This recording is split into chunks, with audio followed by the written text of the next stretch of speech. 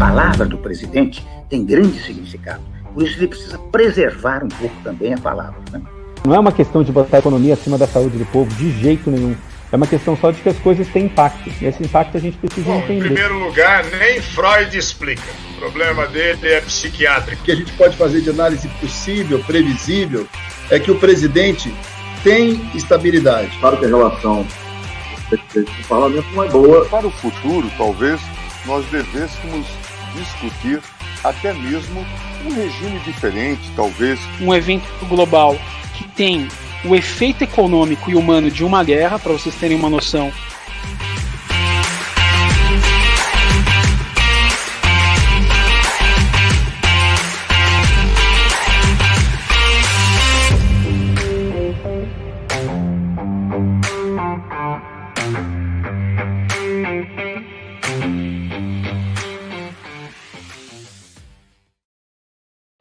Olá, bom dia a todos. Aqui quem fala é André Perfeito. Vamos começar mais um Necton Convida aqui com uma deputada federal que não precisa nem de apresentação, a deputada mais votada da eleição de 2018, mais de 1 milhão de votos, e uma pessoa que tomou de assalto, né, o noticiário político do Brasil, né, por conta da sua atuação, por conta de uma trajetória que foi de um lado, teve uma série de questões, foi para outro lado depois. Então a gente vai conversar com Joyce Hasselman. E também para falar com a gente aqui, Rafael Giovanni, nosso diretor de distribuição, sempre presente aqui. Deputada, um prazer estar aqui contigo, aqui falar com os nossos clientes, aqui numa série de lives que a gente faz sobre política. E interessante aqui, eu tenho a Colinha, a nossa produção puxou sua biografia, né? E uma das coisas que você fez, você é biógrafo do Sérgio Moro, né? Escreveu sobre ele, né? O Sérgio Moro, essa história ficou meio afastada, né? Interpretar isso, né? Gerou um mal-estar muito grande. Como você vê a saída do ex-ministro e ícone, né, para boa parte dos brasileiros, do Sérgio Moro? Bom dia, deputada. Bom dia, André. Bom dia, Rafael. Bom dia a todos. É uma tristeza, né, a saída do Sérgio do governo. Para mim e para quem tem minimamente o entendimento político da situação, o mínimo de leitura política, o Moro deu um recado claro: não compactuo mais com o que está acontecendo aqui dentro do governo. Esse foi o recado do ex-ministro, ex-juiz Sérgio Moro.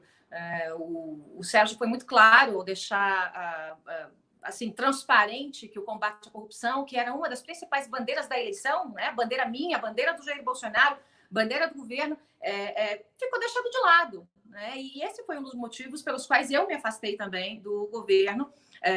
Não me afastei do governo, me afastei do presidente pessoalmente, porque eu continuo lutando com o governo, eu continuo aprovando os projetos do governo e continuo votando 98% das pautas do governo.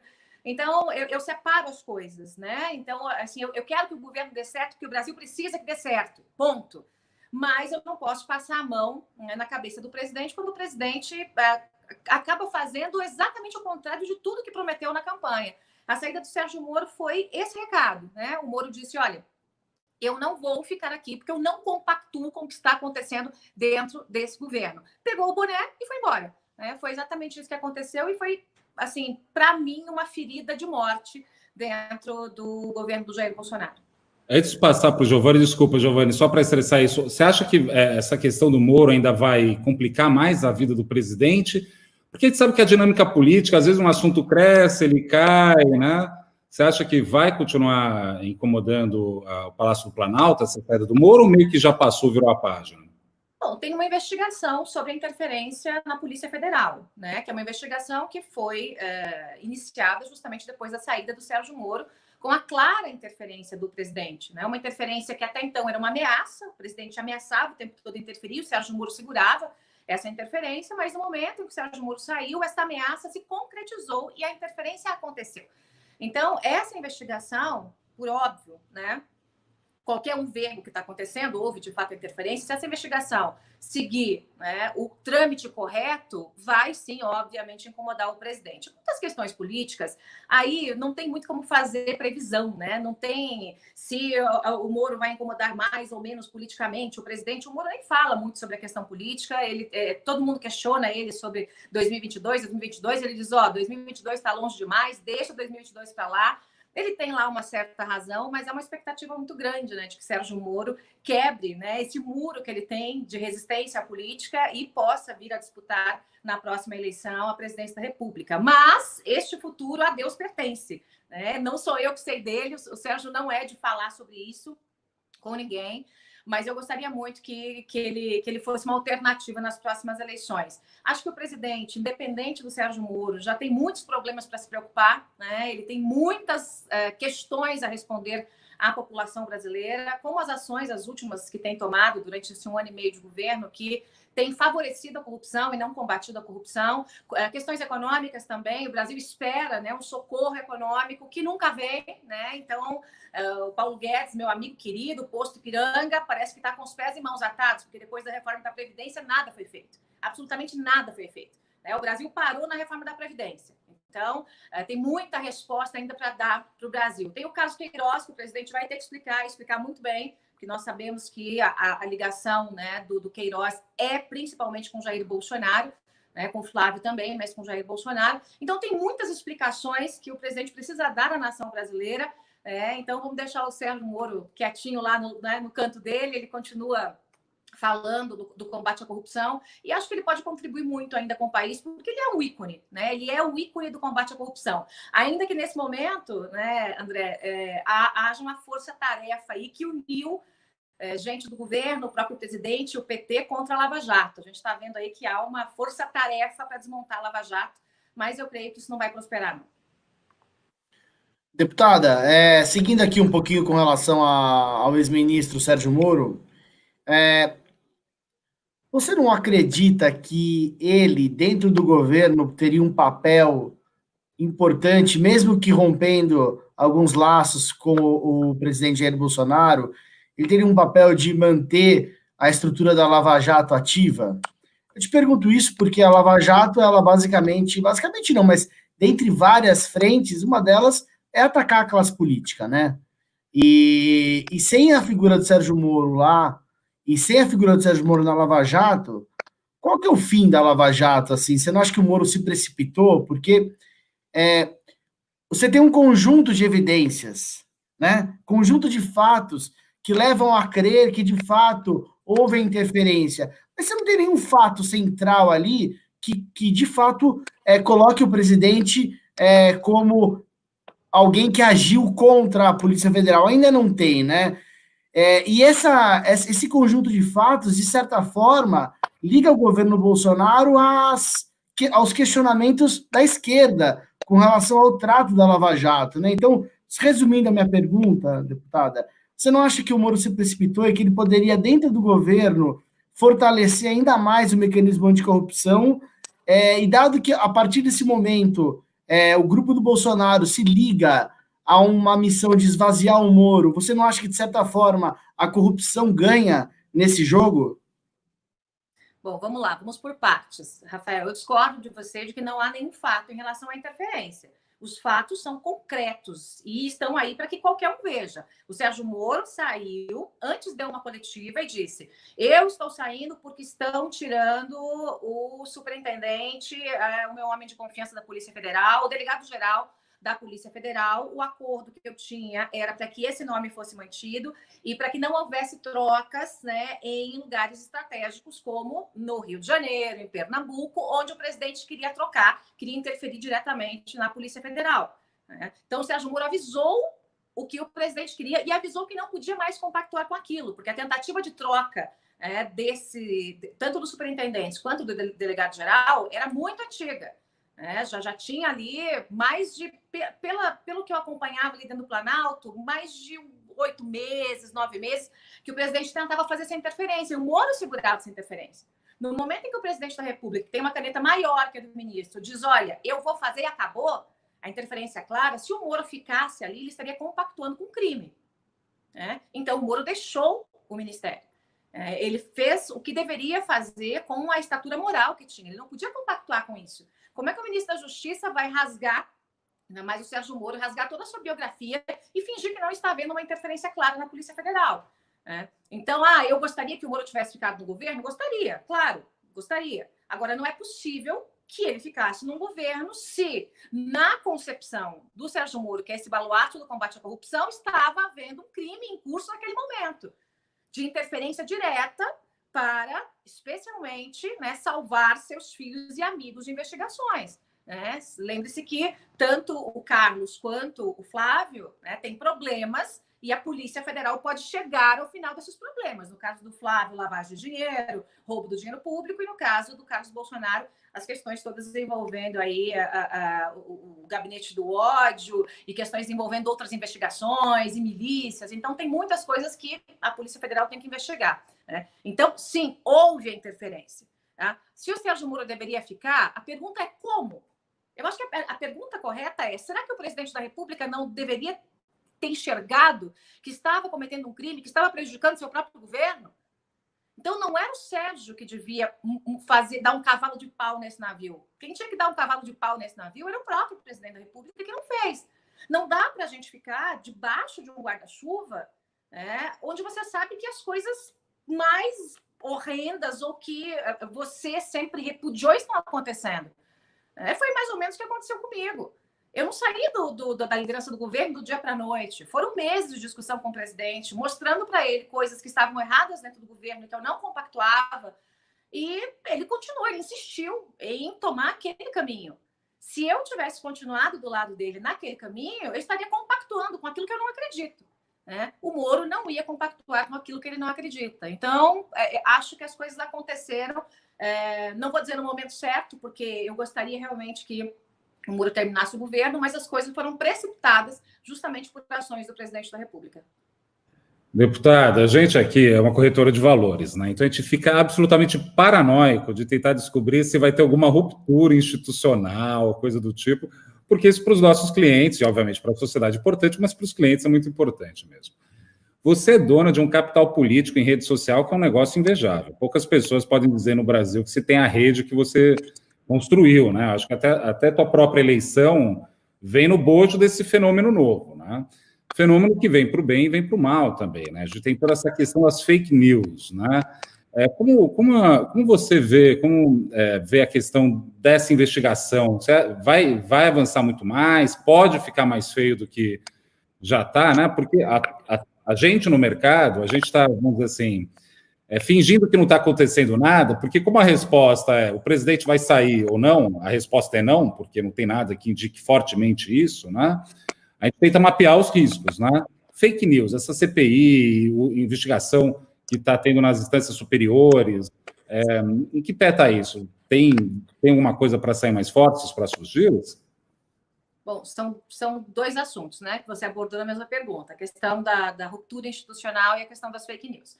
Sobre ruptura institucional, esse é o sonho, né, do Jair Bolsonaro, sempre foi, né, e ele nunca escondeu muito para quem estava próximo dele. Eu confesso para você que no começo eu até achava que era coisa de fanfarrão, essa coisa de tem que dar um golpe mesmo, tem que fechar esse congresso, porque o Bolsonaro tem esse jeitão fanfarrão de falar pelos cotovelos. Então, no início, eu até achei que fosse essa coisa mesmo de falar pelos cotovelos sobre fechar congresso, fechar Suprema, aquele bando disso, bando daquilo, tá. Mas com o passar do tempo e com as ações do presidente, a gente vê que não é bem assim. Ele flerta muito, sim, com o artigo 142, com o golpe, com o novo AI-5. Os próprios filhos do presidente já falaram várias vezes que não é uma questão de se haverá a ruptura, mas quando haverá a ruptura, esse blá, blá, blá todo, né?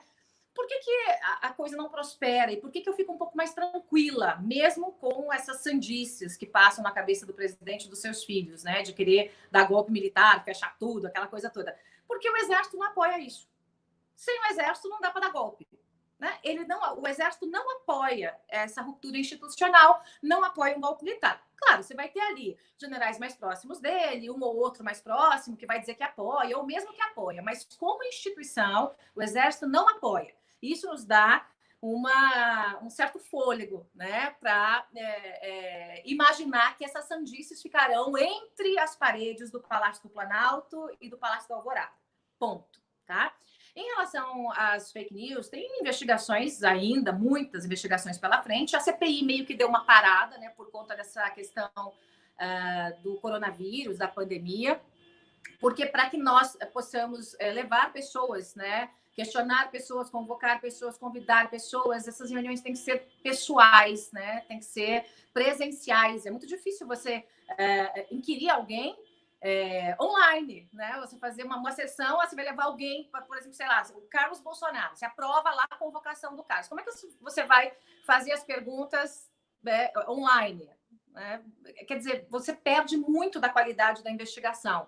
Então, por conta disso, a CPI está meio parada, mas já foi prorrogada e deve ser prorrogada de novo, imagino eu, assim como a investigação no STF. Tem muita coisa assim, a gente precisa separar o joio do trigo, não dá para misturar a tia do WhatsApp ou quem está lá nos seus perfis, conversando com pessoas, ou mesmo dando sua opinião, ou até xingando a mãe. Muita gente xinga minha mãe, xinga meu pai, é uma coisa de louco. Isso aí é liberdade de expressão, não tem nada a ver com fake news, né? Quando a gente fala de fake news, não é uma mentirinha, uma fofoca de vizinha. Não, a gente está falando de fatos que são manipulados deliberadamente para destruir reputações ou... vamos pegar aqui uma informação, né? A maior fake news aí dos últimos dias foi a invenção que veio da própria Procuradoria-Geral da República de que a Lava Jato tinha comprado 3 guardiões, 3 equipamentos de grampo, e que estava lá escondidinho debaixo do braço dos procuradores. E aí vamos fazer busca e apreensão na turma da Lava Jato. Gente, não tem pé nem cabeça um negócio desse. Isso não tem pé nem cabeça, é uma coisa que se inventou, aí se criou um fato político, isso é uma grande fake news, né? Para acabar com a reputação da Lava Jato. Agora você transporta, a Lava Jato é uma instituição nacional, você transporta isso para uma pessoa. Você pega uma pessoa de reputação ilibada, né, uma pessoa pública, e diz, olha, essa pessoa roubou, eu sei que roubou, tem contrato milionário com o governo A, B, C, não tem nada. Mas quando você vê, a informação já atingiu 10, 20 milhões de pessoas. Como é que você segura isso? Ou você pega uma pessoa proba, um homem honesto, e diz, não, esse cidadão, esse senador, esse deputado é pedófilo. Eu sei porque tem tal caso, tal caso. E aí, você até busca uma reparação na justiça, mas nunca mais a sua honra será resgatada. Então, a gente precisa realmente ter regras para esse território que virou um bang-bang, sem regra nenhuma, que é o território da internet. E eu acho que tanto a CPI das fake news quanto essa investigação do Supremo podem nos ajudar aí a trilhar um pouco o caminho da civilidade dentro da internet. Esse tema é muito complexo, né, deputada? Porque os dois lados se fazem valer da democracia, muitas vezes, para até manifestar seu anseio por falta de democracia, né? E no meio desse caminho está a sociedade, que é abastecida pelas informações que estão disponíveis para que a gente possa tomar nossa opinião, né? Esses dias numa live na Isto É, você se referiu ao presidente como burro e grosso, basicamente, né? Perdão se eu me fiz ser deselegante aqui, mas é que foi o que eu vi na live, né? Assim, o que a sociedade como um todo tem para conhecer do Jair Bolsonaro, que a senhora, né, conheceu depois do governo, que fez com que você mudasse tanto a sua opinião com relação a um candidato, né, eventual candidato anterior à eleição, do qual a senhora fez tanta força para eleger, né? Como esse eleitorado deve observar o presidente e quais são as lacunas ali que não estavam transparentes na eleição, que são tão gritantes hoje por uma mudança tão bruta de posição? O que eu disse na live na Isto É que o presidente é meio burrão, né? Burrão foi meio burrão, grosseirão, né? Foi até no aumentativo, né? Que eu usei as expressões. Porque de fato gente. Vamos lá. Vocês podem... Assim, eu fui lá, né? Bolsonaro de carteirinha e tal, mas vamos combinar que o presidente não é um exemplar de inteligência e delicadeza, né? Então, assim, é só olhar para as manifestações, para as coisas que ele diz, para as coisas que ele fala. E durante o tempo em que eu fui líder do governo, ajudando o presidente, eu tentei muito fazer com que ele fechasse um pouco mais a boca, para que eu pudesse ter mais sucesso num trabalho que eu estava fazendo para ele, que era de articulação política no Congresso Nacional. Cada vez que o presidente abre a boca, ele causa uma crise institucional, né? Falando asneiras, falando asneiras das mais cabeludas, né? Desde coisas que envolvam política, investigação, até coisas que envolvam o corona, né? Não é uma gripezinha, não sou coveiro. Quer dizer, ele só fala bobagem, ele só fala besteira. Então, agora, a questão de falar bobagem, ser meio burrão, de falar muita bobagem, de falar muita besteira, se isso viesse com a garantia ou com o exercício do que ele garantiu na campanha, de ser um homem realmente honesto, de combater a corrupção, de deixar a gente trabalhar, não teria problema nenhum. É óbvio que desde a época da campanha eu sabia que o presidente Bolsonaro, enquanto candidato, e depois, enquanto presidente, não seria um exemplar da inteligência, não seria um Churchill, né, no governo do Brasil. Eu sabia disso, né? Não seria uma Thatcher de calças. Eu sabia disso, é óbvio, todo mundo sabia disso. Mas eu confiava plenamente na honestidade do presidente, na honestidade moral do presidente, de que ele não colocaria nada nem ninguém acima do Brasil, né? E ele colocou ele mesmo, a sua família, os seus filhos, colocou tudo isso. Ele fez o que o Lula fez, transformou o Palácio do Planalto num puxadinho da sua cozinha. Então, essas ações do presidente, que eu jamais imaginei que ele pudesse realmente fazer, foram me afastando dele pessoalmente. Essa questão do Valeixo, essa questão que envolveu o Moro, eu acompanho há muito tempo, né? Isso também me desgastou bastante com o presidente, porque eu dizia para ele, quando o Moro ainda era ministro, algumas vezes eu falei para o Moro, Moro, não saia, fique, por favor, você precisa ficar, o Brasil precisa de você, porque eu sabia o que estava acontecendo, eu sabia do desgaste ali dentro entre eles, eu sabia que o gabinete do ódio estava voltado para fritar o Moro, né? Então eu sabia de tudo que estava acontecendo, coisas que as pessoas que acompanham o noticiário não sabem, nem os jornalistas sabem, são coisas muito internas. Então, eu estava vendo as ações do presidente. Então, as questões envolvendo o Moro, a tentativa, né, veja o que o presidente fez para tentar salvar o Flávio Bolsonaro. Ele tirou o COAF do Moro. Ele desmontou, né, o Ministério da Justiça. Então, assim, todas essas ações foram realmente esticando a corda demais até que a corda arrebentou. Tem uma hora que arrebenta. Tem coisas que você consegue engolir, tem sapos que você consegue engolir, mas tem uma hora que não dá mais. E quando eu vi o presidente fazendo algumas ações que iam prejudicar o governo dele, ele diretamente e o país, aí eu disse, presidente, não dá mais. Que foi um dia antes dele me tirar da liderança do governo, o próprio partido que eu estou, o PSL. O PSL era o segundo, o maior partido da Câmara e votava tudo que o presidente quisesse. Se o presidente mandasse votar que verde e amarelo, as pessoas iam votar que verde e amarelo. Votavam assim, fechadíssimo com o presidente. Quando o presidente tentou fazer uma interferência no PSL, eu disse para ele, não vai dar certo, você vai dividir, vai perder o partido. Ele ficou zangado, bateu boca comigo, eu falei, olha, minha função aqui é falar a verdade para você. Você está fazendo uma grande caca. Não vai dar certo. Resultado, não deu certo. O partido ficou dividido, ele perdeu o partido, saiu do partido, deu uma confusão danada. Então, essas ações, né, que são corriqueiras do presidente atrapalham demais e atrapalham ele mesmo. Eu não posso ajudar a atrapalhar. Eu não posso. Se ele quer dar tiro no pé, ele vai dar tiro no pé sozinho. Eu não vou segurar a arma e apertar o gatilho para dar um tiro no pé dele. Bem, quando ele chamou você aqui, deputada, o interesse era meio que investigar, a gente vai voltar nesse assunto, né, que é investigar a questão eleitoral, né, porque, enfim, tem algumas questões que a gente quer saber da senhora, se você tem interesse ou não, né, mas antes, eu estava vendo aqui na nosso resumo, vocês pegou Covid, né, e está bem agora? Como tá? Como foi essa experiência aí? Foi difícil, assim, não é uma gripezinha. Tá? Como disse o presidente, que é uma gripezinha, não é uma gripezinha. Mas quando eu fui hospitalizada, desculpa. Você foi hospitalizada? Fui hospitalizada. Fui hospitalizada, quando eu cheguei no hospital, já estava com um quarto do pulmão prejudicado. Parou de funcionar, né? Uma coisa que os médicos chamam de vidro fosco.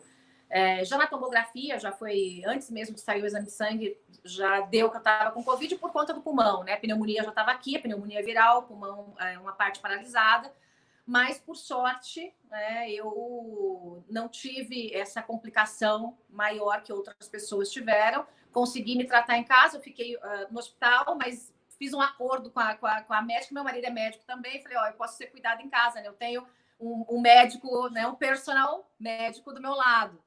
Então, eles me medicaram no hospital, fiz todos os exames, e assim que os exames saíram, eu pude ficar em casa, fiquei em casa por 14 dias direto.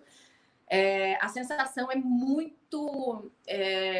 não tem nada parecido, assim, não é parecido com a sensação de uma gripe ou com a sensação de uma infecção, porque o cansaço é extremo, assim, você não consegue levantar direito para você sair da sua cama e ir até o banheiro, você fica ofegante, assim, a sensação é que toda hora você está ligado numa tomada com energia baixa e vão desligar a tomada. Então, é muito, muito complexo. O apetite some, você não consegue comer nada, você não sente cheiro de nada, gosto de nada. E agora eu já não transmito mais e nem pego mais, já estou com os anticorpos, né? Mas ainda, agora, quase um mês depois, eu ainda tenho resquícios do Covid. Agora, nesse momento, a sensação, sim, agora é de uma gripe. Um mês depois, parece que você está constantemente gripado e um pouco ofegante ainda. Eu vou dizer para você, viu? Foi uma das coisas mais difíceis que eu enfrentei, e olha que eu tive há poucos meses internada numa UTI. Não é coronavírus, para quem sente os sintomas, não é fácil, não. Bem, graças a Deus deu tudo certo, né? A gente sabe que isso é uma questão importante, todo mundo tem que se precaver, que o nosso posicionamento é bem esse aqui também. Mas vamos entrar no nosso assunto aqui, né? Eleições municipais. Vou perguntar, tiro, né, queima-roupa. É candidata, deputada? Como você está nessa história? Candidatíssima. Sou candidata, vou disputar a eleição. O único nome da direita aqui em São Paulo. Todos os nomes que se colocaram até agora são de centro-esquerda, muito mais à esquerda até que o centro. E eu acho que São Paulo precisa de um candidato de uma direita racional, não uma direita burra, estúpida, intervencionista. Não é isso, não. Uma direita racional, né, que possa realmente comandar essa cidade. E a gente vai pegar um pós-guerra, né? Então, a gente não pode correr o risco de ter um prefeito como nós tivemos os últimos, né? Ou é preguiçoso, ou é corrupto, ou é pouco inteligente. Não, a gente tem que ter um prefeito ou a prefeita que arregace as mangas para reconstruir essa cidade, que vai precisar muito. E como você está vendo esse quadro, né? Porque parece que o Datena não vai participar, né? Mas a gente vai ter o Bruno Covas, a gente... né, tem alguns nomes aí que estão se posicionando. Como você está vendo esse quadro? E outra pergunta, já engatando, né? Mudou muito sair de outubro para novembro dessa eleição? Como você está vendo esse cenário político aqui para a capital de São Paulo em particular, né? Bom, o quadro era um quadro mais ou menos... Você vê, assim, mais do mesmo no quadro político, né, para a eleição. Você vê o Bruno Covas, que já é o prefeito. Está usando a máquina, né? Estava lá embaixo nas pesquisas, e aí, por conta da doença, ele enfrenta uma doença muito grave, né? Por conta da doença, teve várias reportagens, ele ficou mais conhecido, melhorou na pesquisa. Mas, assim, eu gosto muito do Bruno, ele é um bom menino, mas eu separo as coisas. Ele é um bom menino, quero que ele se cure e tenha mais, né, 50, 60 anos de vida. Mas ele é um péssimo prefeito. Então, não dá para misturar as coisas, porque senão São Paulo paga a conta. Então, é um bom menino, é um garoto afável, mas não é um bom prefeito e não será um bom prefeito. Não foi até agora, não vai ser daqui para frente. Ponto. Você tem Marta, que está se assanhando, e está se assanhando aí provavelmente até para ser vice do Bruno Covas, né? Então, você vê que puxa mais para a esquerda ainda, né? Então, o Bruno já é à esquerda dentro do PSDB, ele não é um PSDB de centro, é um PSDB de esquerda, aí puxa mais ainda. Você tem o Márcio França. O Márcio França é só tatuar uma estrelinha na testa dele, né? Porque ele está no PSDB, mas ele é PT. Amigão do Zé Dirceu, foi do governo do Lula, aquela coisa toda. Então, né, a gente já sabe que é PT na veia. Aí você tem a possibilidade, talvez, do Celso Russomano sair, não sei, ele já teve algumas derrotas consecutivas, não sei se encararia a possibilidade de mais uma derrota, né? O candidato do PT... é brincadeira, né? O Tato não tem menor cabimento, né? Então, eu vejo o cenário como um cenário que é desafiador, sim, porque você e eu da direita contra todo mundo da esquerda. Todo mundo da esquerda, todo mundo. Você tem de PSDB a PT, a PSOL, todo mundo da esquerda aí. E eu aqui no campo da direita. Então, é um cenário desafiador, não é fácil, mas eu também não tenho medo de coisa difícil, não tenho medo de ir para a luta, não tenho medo de mostrar o que eu quero fazer para São Paulo, né? Em relação à mudança da data das eleições, foi importante a mudança. Parece que não. As pessoas falam, mas poxa, por que mudar? Veja, nós estamos no inverno. né, os casos de coronavírus, eles não têm caído no Brasil, né? Eles mantêm mais ou menos a média. Tem dias que você vê que São Paulo cai um pouquinho, mas em outro estado aumenta. Então, na média, quando você pega o bolo geral, né, você está mantendo mais ou menos o número de casos. Há um risco, por conta do frio, né, de que nós tenhamos um aumento ainda maior de casos e outras doenças virais. Você vê que os hospitais, vou pegar só dados de São Paulo, os hospitais de São Paulo, na época do inverno, eles aumentam a demanda em 30%, 40%. Então, outubro vai ser bem a boca, né, o final desse período. Então, você pegar um pessoal que pode estar com problemas virais, você tirar o idoso de casa, nessa época, eu acho muito arriscado. Não vale a pena a gente arriscar vidas, né, por conta de 40 dias a mais. Não vale a pena, não vale a pena. Né? E a eleição é um ato democrático, é importante que todos participem, é importante que os idosos saiam de casa, que vão até as urnas. Então, a gente teria o risco de ter um volume muito pequeno de eleitores, porque as pessoas vão ficar com medo de ir para as urnas nesse momento, né? E aí a representatividade cai também, e o risco de haver a transmissão da doença. Então, novembro já vai estar mais quente, já vai ter a curva, já vai estar em descendência, né? É o que nós esperamos aí que esteja uma curva em queda. Então, vai ser importante, sim, essa eleição no dia 15, esses dias a mais aí podem fazer grande diferença. Deputada, você se posicionou como candidata da direita à eleição municipal. A gente percebeu na última eleição que se posicionar em campos, esquerda, direita, foi uma estratégia, né, para ocupar ali o eleitorado que, de fato, tem essa definição clara na cabeça. Mas, de forma prática, a senhora, como prefeita de São Paulo, qual é a sua agenda que reafirme o seu papel como direita? O que vai ser colocado em prática pela senhora como prefeita que reflete o seu posicionamento ideológico à direita e que difere do atual prefeito Bruno Covas? Bom, em relação ao que difere do que o prefeito Bruno Covas está fazendo, se você olhar do Bruno para trás, você não vai ver grande trabalho dos outros prefeitos, né? Assim, qual é a grande realização do Bruno Covas? Qual é a grande realização do Haddad? Ficou pintando de vermelho o chão para fazer ciclofaixa. É só isso que ele fez. Né? Qual é a grande realização dos prefeitos anteriores? É muito pouco, não tem nada que marcou realmente São Paulo. Então, São Paulo precisa começar praticamente do zero. Né? Qual é a minha linha como uma candidata da direita? Uma linha absolutamente liberal, todo mundo sabe disso. Eu sou liberal na economia, ponto. Eu sou privatista. O que for possível buscar a privatização para reduzir o custo aqui em São Paulo para o bolso do cidadão, deixar São Paulo mais barata para o bolso do cidadão, eu vou fazer. Eu quero, claro que meu plano de governo está sendo construído, né? Eu quero focar muito na questão da educação, porque a gente está vendo que a educação sofre muito.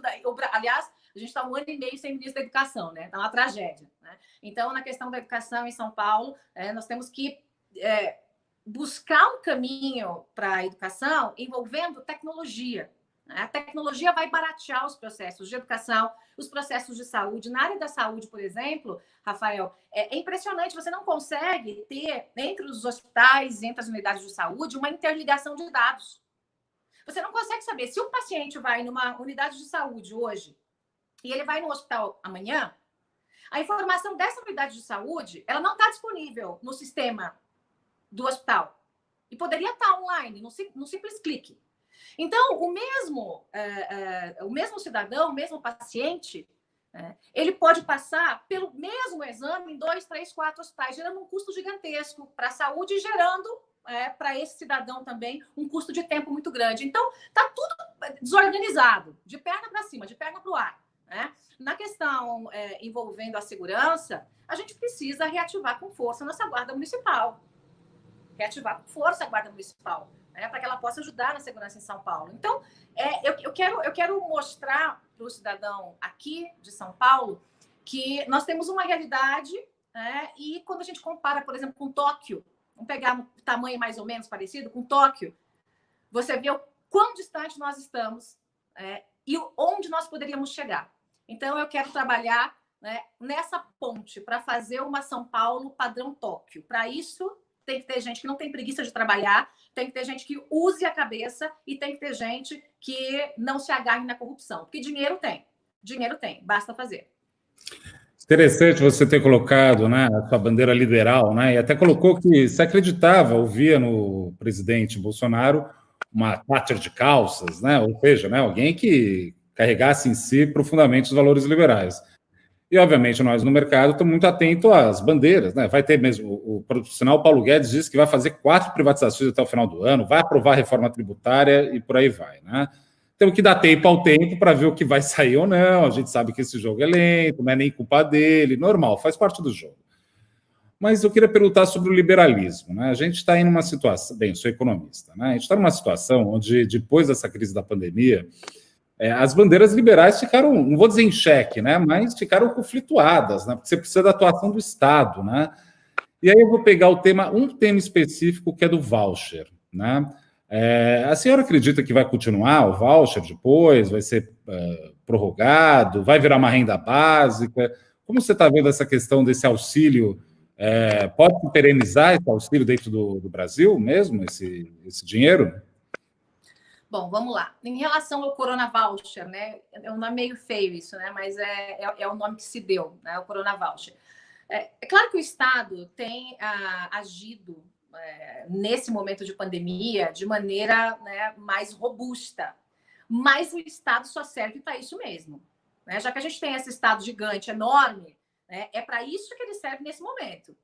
Eu gostaria de um Estado muito mais enxuto. O Estado muito magrinho, muito levinho para o cidadão brasileiro. Não é o que nós temos, né? A gente tem esse monstrengo aí. Então, nesse momento, nós precisamos dessa interferência no Estado. Mas é uma interferência que é diferente de uma interferência, por exemplo, de um governo socialista. É outra coisa, né? Em relação ao Corona Voucher, pelo que eu estou vendo dentro do Congresso e dentro do próprio governo, ele deve se estender, já vai se estender 2 meses a mais, isso aí já foi anunciado. Se o governo não estendesse, o Congresso ia estender de qualquer jeito, a gente não ia deixar a população passar fome, né? É um caso muito diferente, é um momento muito diferente, né, do que a gente viveu até agora. Mas o Bolsa Família deve mudar de nome e deve aumentar um pouquinho. É isso que o governo está vendo ali dentro. Por que o presidente está vendo isso? O presidente, nesse ponto, ele não é bobo, sabe? Ele como eu disse, ele é meio burrão, às vezes, para falar algumas coisas, para falar de política, mas tem coisas que ele é espertinho até demais, né? O que ele viu? Ele viu que dá voto. Ele viu que dá dinheiro para o mais pobre, dá voto, né? Então, quando ele viu na pesquisa que ele caiu e muito entre as classes A e B, e entre a classe produtiva, entre os empresários, entre os microempresários, entre os pequenos empresários, entre os grandes empresários, que ele despencou, mas que ele subiu mais de 10% na classe mais pobre que recebe o Corona Voucher, para ser mais precisa, subiu 12%. Ou seja, da popularidade que ele tem agora, que está mantida, esse está mantido é o seguinte: uma parte do eleitor dele lá atrás foi embora. Mas esse eleitor mais pobre, o eleitor lá do Nordeste, o pessoal que está recebendo lá o dinheirinho, né, todo mês, falou: não, Paim e Bolsonaro, Paim e Bolsonaro. Depois de Paim Lula, Paim a Bolsonaro está dando dinheiro para nós, né? Então, ele buscou esse eleitor, né, que é o Paulo Guedes muitas vezes falava isso nas reuniões, falou: olha, esse tipo de ajuda, entregar o dinheiro para o mais pobre, é um voto que vem, é um voto barato, né? E, infelizmente, é isso mesmo, né? E a gente sabe que é assim que funciona. Então, o Bolsonaro está usando a ideia do Lula, né? Que, na verdade, não foi nem do Lula, a ideia foi do Fernando Henrique Cardoso, que daí o Lula veio, juntou tudo, fez um pacotão só e rebatizou, e agora o Bolsonaro está fazendo igual o Lula, ele quer juntar também tudo, botar um caraminguá ali a mais e rebatizar aí esse Bolsa Família para ver se consegue ficar com esse eleitor, que é um eleitor mais pobre, um eleitor que precisa realmente desse dinheiro, né, todo mês para comer. O que eu acho que está errado nesse processo, André? Eu não acho que o Bolsa Família, ou sabe-se lá o nome que isso vai ter, seja errado. O que é errado é não ter porta de saída. né? Com a minha concepção, na minha cabeça de concepção liberal, mas entendendo que nós estamos num país onde tem fome, onde tem pobre demais, onde tem miséria demais, onde as pessoas passam fome, sim, né? E a gente tem que fazer o equilíbrio, né, entre as nossas bandeiras e o que é possível nesse país, né? O ideal é que tivéssemos o Bolsa Família, sim, mas que tivéssemos uma porta de saída, né? Que entre o momento de entrada do Bolsa Família e essa porta de saída houvesse a qualificação dessa pessoa que está recebendo, para que ela possa ser inserida no mercado de trabalho. E eu não estou falando aqui de fazer curso na NASA, fazer curso de universidade, não. Eu estou falando de fazer cursos profissionalizantes que possam atender as demandas daquela região. Então, se naquela região está faltando pedreiro, está faltando pedreiro aqui. Então, vamos qualificar esse profissional que está recebendo o Bolsa Família para que possa trabalhar como pedreiro, para que possa trabalhar como padeiro, para que possa trabalhar como confeiteiro. Ele vai preferir ganhar 3, 4 mil reais nessa profissão, né? Como, por exemplo, um padeiro aqui em São Paulo não ganha menos que isso, né? Do que ganhar os 250 reais, que é o que se pretende chegar, né, dentro do governo, do Bolsa Família. Hoje é um pouco menos que isso, é 180. Então, essa porta de saída que ninguém buscou, nenhum presidente buscou a porta de saída, porque eles querem manter esse curral eleitoral. Eles querem manter essas pessoas dependentes e com medo de perder esse dinheiro. E aí a minha alma liberal se rasga por dentro. Porque o que você está criando com esse tipo de coisa é esse voto de cabresto. É um voto de cabresto. Você vota em mim ou você perde seu Bolsa Família. Que foi o que o PT tanto fez e que agora o presidente Bolsonaro viu, opa, não é tão caro assim manter esse eleitorado, então eu vou manter. Isso está errado. Isso está errado. Nós temos que pavimentar uma ponte para trazer dignidade para essas pessoas, né? E tem exemplos que funcionam, que dão certo, né? Eu tive, logo que eu fui eleita, eu tive no sertão, para conhecer a realidade do sertão, e tive num lugar divisa entre Alagoas e Pernambuco, a região mais pobre do país, a mais pobre do país. Vocês não têm ideia, a Somália é ali. E eu fui conhecer um projeto, né, do Amigos do Bem, que funcionava ali, que deu certo na região mais pobre do país, onde eles qualificaram pessoas, os homens trabalhavam em plantação de caju, as mulheres na fábrica para extração da castanha, a castanha já estava começando a ser exportada, as crianças em tempo integral numa escola, criancinha de 6, 7 anos no sertão falando inglês. Então, e eu levei isso para o presidente, falei, presidente, vamos fazer, presidente. Se deu certo lá na região mais pobre do país, vamos fazer como política pública, vai dar certo no Brasil inteiro. A gente coloca a Michele para cuidar. Eu até falei para ele, eu não preciso levar a fama. Eu trabalho e a Michele leva a fama. Eu falei isso para ele. Michele vai, inaugura, tá tudo certo. Eu faço o trabalho. Ele falou, não vamos fazer. Não quero fazer. Me deu passar fora. Né? Então, esse você me perguntou de política municipal e eu já estou lá na federal. Mas esse é um problema que nós temos que encarar de frente. Né? A gente ainda precisa de um presidente que entenda que o Bolsa Família é fundamental, mas que ele tem que ter porta de entrada e porta de saída. E lá na porta de saída tem que ter o resgate da dignidade desse cidadão aqui, que precisa, né, de dinheiro para comer o básico, né, para ter arroz e feijão, e às vezes nem dá esse dinheiro. Então, essa construção desse trabalho é algo que nós podemos tentar fazer, inclusive aqui em São Paulo. Quem sabe fazer um grande laboratório aqui em São Paulo, com parceria com empresas, para que nós possamos realmente qualificar esse cidadão. Deputado, eu acho que tem muita coisa que precisa ser entendida melhor, né? Eu acho que falta ser entendido também muito pelos governantes que o Estado tem obrigação de dar saneamento básico, saúde e educação, né? E todo dia ele está em débito, né? E muitas vezes esse julgamento ele não ajuda o povo mais pobre, né? E a elite, ela tem uma visão muito cômoda, né, de colocar a esquerda e a direita no lugar dela, mas no centro desse debate está a pobreza, né, a miséria e vidas, né? E com relação a esse tema, já caminhando para o nosso final aqui, deputada, hoje, no final de semana, o ministro Paulo Guedes deu alguns insights com relação à reforma da Previdência, da reforma tributária, né? E acenou aí uma chama de esperança dessa reforma ser votada ainda esse ano, né? Qual a tua expectativa, né, da votação? E com relação a dois pontos específicos, né? Ele comentou de uma eventual volta de algo parecido com a CPMF. Você vê espaço para isso? E se você é a favor de uma cobrança de imposto de renda regressiva? Se você vê espaço para uma mudança nesse sentido, nessa reforma? Bom, a reforma tributária ela só não foi votada ainda por responsabilidade do governo. Única e exclusivamente por responsabilidade do governo. Porque o governo não encaminhou a proposta do governo. Olha que beleza. Então, o governo quer uma reforma tributária. Quer? Ótimo. Aí você tem um texto no Senado e o outro texto na Câmara, né? Aí é o texto do Raul de um lado e o texto lá do Baleia do outro, né? Na verdade, são economistas que fizeram e eles assinam o texto, né? E o governo fica olhando de braço cruzado, né? Esperando a banda passar. Como é que um Congresso Nacional vai aprovar uma reforma tributária, que é uma reforma que mexe no bolso de todo mundo, sem que o governo diga o que o governo quer? Não quer dizer que a gente vai aprovar a reforma do governo, mas o governo tem que dizer o que ele quer. Tem a obrigação de falar o que ele quer. E o governo, como é que se faz isso? Através de um projeto. Não é no blá, blá, blá, dando entrevista. Não, é um projeto, é texto. É mandar lá, escrito, preto no branco. Né? Então, eu cobrei muitas vezes. Cobrei o presidente, cobrei o próprio Paulo. Gente, pelo amor de Deus, quando eu estava tocando a reforma da Previdência dentro do Congresso, eu já cobrava eles. Cadê a reforma administrativa e cadê a tributária? Vocês têm que se mexer, porque a gente está na onda da aprovação. Se esse texto chegar, a gente consegue aprovar um atrás do outro. A minha expectativa era aprovar um atrás do outro. Aprovar um, dali um mês outro, e dali mais um mês outro. E dava para fazer.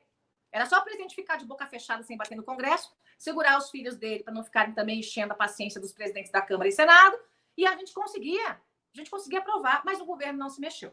Nem para a tributária, nem para a administrativa. Nem para uma, nem para a outra.